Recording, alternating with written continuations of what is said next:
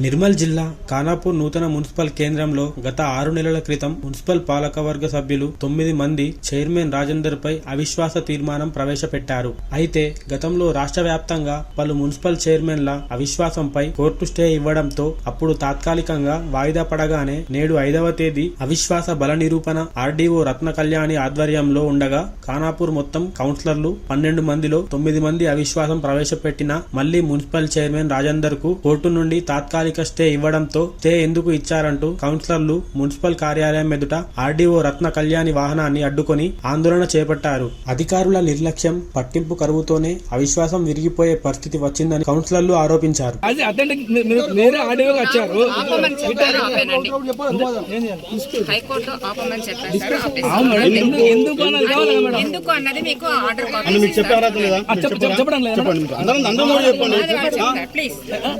నిర్మల్ జిల్లా ఖానాపూర్ మున్సిపాలిటీలో గత 4 సంవత్సరాల నుండి కుంభకోణానికి కేరఫ్ కానటువంటి ఖానాపూర్ మున్సిపాలిటీని అస్తవ్యస్తం నడుస్తున్న సందర్భంలో Congress party, BJP, TRS, independent అందరం కలిసి ముక్కుముడిగా ఈ అవినీతిని అంతం చేయాలన్న కాన్సెప్ట్తో 9 మంది కౌన్సిలర్ల పార్టీల ఖచ్చితంగా ఏకదాటిపై వచ్చినాం.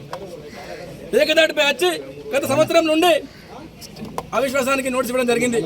కానీ వాళ్ళ అవినీతిమయం బయటపడుతున్న ఉద్దేశంతో కుయుక్తులు పన్నేసి గత సంవత్సరం నుండి స్టే తీసుకురావడం జరిగింది. అయినప్పటికీ కూడా వెనక్కి తగ్గకుండా అందరం కౌన్సిలర్లం ముక్కుమేడిగా పార్టీల ఖచ్చితంగా ఎలాంటి పార్టీ సంబంధం లేకుండా పార్టీల ఖచ్చితంగా అందరం కలిసి కోర్టుకు వెళ్ళడం జరిగింది.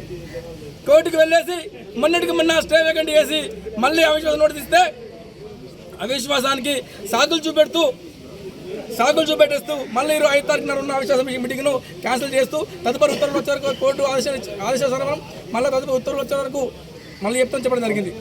కౌన్సిలర్లు ఎప్పుడు పార్టీల ఖచ్చితంగా ఉన్నాం. మా Congress party, BRS party, TRS party, BJP party అన్ని పార్టీలో ఉన్నాం.